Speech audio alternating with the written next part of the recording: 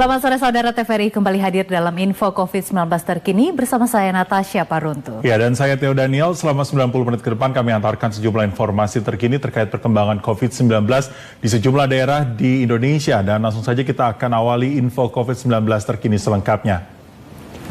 Kita akan ikuti informasi perkembangan COVID-19 di Indonesia langsung dari gedung BNPB bersama dengan tim komunikasi pemerintah untuk penanganan COVID-19, Dr. Reysa Brotoasmoro, dan juga juru bicara pemerintah untuk penanganan COVID-19, Dr. Ahmad Yuryanto, selengkapnya.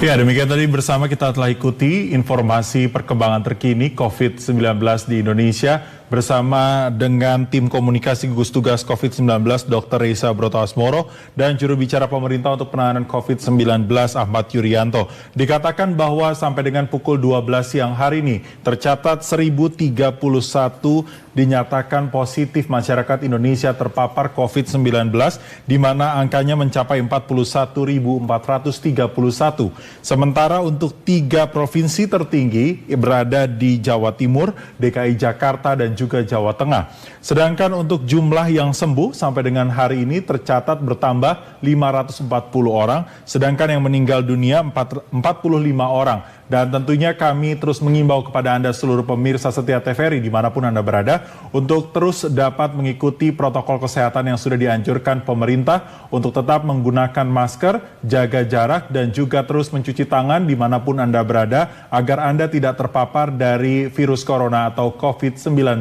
Sayangi Anda dan keluarga Anda. Ya, dan tentunya sejumlah informasi lainnya terkait COVID-19 masih akan kami hadirkan sesaat lagi. Tetaplah bersama kami di Info COVID-19 terkini TVRI, kami segera kembali. Selamat sore saudara, Anda menyaksikan Info COVID-19 terkini TVRI. PT Kereta Api Indonesia mencatat lebih dari 1.000 calon penumpang kereta jarak jauh ditolak berangkat karena tidak memenuhi persyaratan perjalanan. Sementara itu PT Jasa Marga mencatat rata-rata volume lalu lintas yang menuju Jakarta saat transisi pembatasan sosial berskala besar mencapai 100.400 kendaraan. Ya, jumlah tersebut lebih kecil dibandingkan bulan-bulan sebelumnya.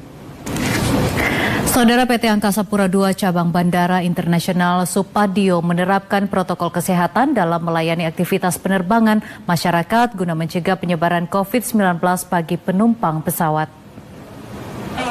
Sementara itu, Pemprov DKI Jakarta akan melakukan pengawasan protokol kesehatan secara ketat kepada seluruh pelaku usaha selama masa PSBB transisi di fase kedua. Sementara itu, di hari ketiga penerapan ganjil genap selama masa transisi pembatasan sosial berskala besar, Pasar Tanah Abang masih sepi pengunjung. Selama masa transisi PSBB, pengelola pasar juga membatasi waktu operasional mulai pukul 7 hingga pukul 14 waktu Indonesia Barat. Di Jawa Barat mengantisipasi klaster baru di pasar dan juga tempat umum, petugas medis Badan Intelijen Negara juga bersama dengan Pemkab Bogor menggelar rapid test dan juga swab di Pasar Cibinong, Bogor. Kita beralih ke Kalimantan Selatan. Pasca diumumkan 24 orang pedagang positif COVID-19, volume pengunjung di Pasar Marhaban, Kalimantan Selatan mengalami penurunan. Ya, penurunan ini menyebabkan menurunnya pendapatan para pedagang. Saudara, pandemi COVID-19 memaksa pembatasan segala aktivitas, termasuk juga yang dialami oleh para musisi atau seniman. Ya, dan sore hari ini kita akan berbincang dengan salah seorang seniman asal dari Bandung, Jawa Barat, sekaligus yang terdampak dari adanya pandemi COVID-19. Kita terhubung melalui layanan video conference Zoom bersama dengan Dewi Gita. Ya, demikian tadi kita telah berbincang bersama musisi Indonesia. Musisi adalah salah satu bagian dari yang terdampak dari adanya COVID-19, tidak hanya di Indonesia tapi juga di seluruh dunia. Mereka banyak yang harus merubah cara mereka untuk bisa memberikan tontonan dan juga hiburan kepada masyarakat dengan cara sistem daring ataupun sistem online. Kita ikuti informasi berikutnya. Tahun ajaran baru yang berlangsung di tengah pandemi COVID-19 membuat sejumlah sekolah pedalaman yang ada di Kabupaten Situbondo, Jawa Timur melakukan cara-cara kuno. Ya, seperti yang dilakukan guru SD Negeri 4 Sumber Anyar, Kecamatan Banyu Putih, Kabupaten Situbondo, yang mendatangi calon siswanya satu persatu. Ya, sementara itu di Kuta Bali di tengah pandemi COVID-19, pemerintah menerapkan penerimaan peserta didik baru atau PPDB dengan sistem online. Ya, diharapkan calon siswa mematuhi aturan PPDB sistem online untuk mencegah kerumunan di sekolah. Kini kita beralih ke Jawa Timur. Proses belajar mengajar di rumah saat pandemi COVID-19 menjadi hal yang membosankan bagi anak-anak yang berada di pesisir pantai utara kota Pasuruan. Ya, guna mengatasi kebosanan tersebut, mereka memanfaatkan taman baca di pesisir untuk belajar bersama teman-temannya dengan tetap menggunakan protokol kesehatan COVID-19. Ya, kebosanan tidak hanya dirasakan anak-anak yang berada di Pasuruan, Jawa Timur saja, tetapi juga mereka yang berada di Solo, Jawa Tengah. Mereka mengusir kebosanan dengan melukis di sepeda dan juga di jalan kampung dengan media kapur tulis. Ya, kita beralih ke informasi berikutnya. Setelah viral wisuda drive-thru, kini kembali digelar inaugurasi atau pengukuhan wisuda secara virtual. Tentunya tujuannya untuk memberikan kebahagiaan bagi siswa dan juga orang tua murid dalam merayakan kelulusan meski berlangsung di tengah pandemi COVID-19. Saudara, KPU Kota Medan sebagai salah satu penyelenggara Pilkada serentak tahun 2020 memiliki kewajiban hukum untuk mempersiapkan dan melaksanakan sesuai PKPU dengan syarat utama kepastian anggaran serta standar protokol kesehatan. Sementara itu di Daerah Istimewa Yogyakarta, KPU DIY melanjutkan kembali tahapan Pilkada serentak 2020 yang berlangsung di 3 kabupaten DIY. Tahapan sempat ditunda sebagai bentuk komitmen KPU dalam melayani masyarakat serta mendukung pemerintah dalam upaya menghentikan penyebaran COVID-19. Saudara, pemerintah Kota Bandung, Jawa Barat belum siap membuka tempat wisata yang ada di Kota Bandung. Kita ikuti informasi selengkapnya oleh reporter Tegar Bestari langsung dari informasinya.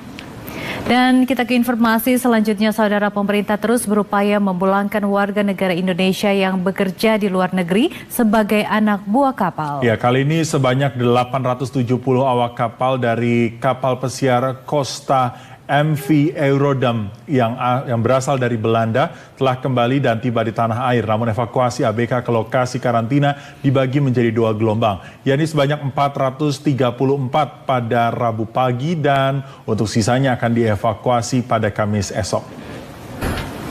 Sementara itu di Daerah Istimewa Yogyakarta, DPRD meminta layanan kesehatan di perbatasan Daerah Istimewa Yogyakarta, Jawa Tengah diprioritaskan dalam penanganan penyebaran COVID-19. Kita ke Sumatera Barat. Penyaluran bantuan sosial tunai dari sumber anggaran Provinsi Sumatera Barat yang disalurkan kepada masyarakat pesisir selatan periode April dan Mei telah tersalurkan 93% dari total data 11.337 keluarga penerima manfaat. Sementara sekitar 7% atau 578 KPM lainnya belum tersalurkan. Saudara, dukungan untuk pemerintah menekan penyebaran COVID-19 di Indonesia muncul dari beberapa kalangan masyarakat. Untuk mengurangi beban masyarakat kecil di saat pandemi COVID-19 perlu adanya semangat gotong royong untuk membantu perekonomian. Ya, salah satunya adalah pendistribusian sembako gratis bagi masyarakat berprofesi nelayan, keramba, dan penjaga sekolah di Depok, Jawa Barat. Informasi lainnya masih akan kami hadirkan sesaat lagi. Tetaplah bersama kami di Info COVID-19 terkini TVRI. Kami segera kembali. Selamat sore, kami sampaikan untuk Anda yang baru bergabung dalam Info COVID-19 terkini TVRI. Ya, berikut ini kita akan mengikuti dialog yang telah kami rekam beberapa waktu lalu terkait dengan jumlah laboratorium guna pemeriksaan spesimen COVID-19 yang semakin meningkat. Tentunya tidak mudah untuk mewujudkan jumlah laboratorium standar di saat pandemi, namun langkah berikutnya kita akan melihat bagaimana perluasan jejaring laboratorium yang akan dipandu oleh Kristome Sianturi. Dan saudara, dialog tadi sekaligus menutup perjumpaan kita dalam info COVID-19 terkini TVRI. Saya Natasha Parutu. Saya Theo Daniel, mewakili seluruh kerabat kerja bertugas mengucapkan terima kasih atas kebersamaan Anda. Tetap saksikan TVRI Media Pemersatu Bangsa. Selamat sore, sampai jumpa.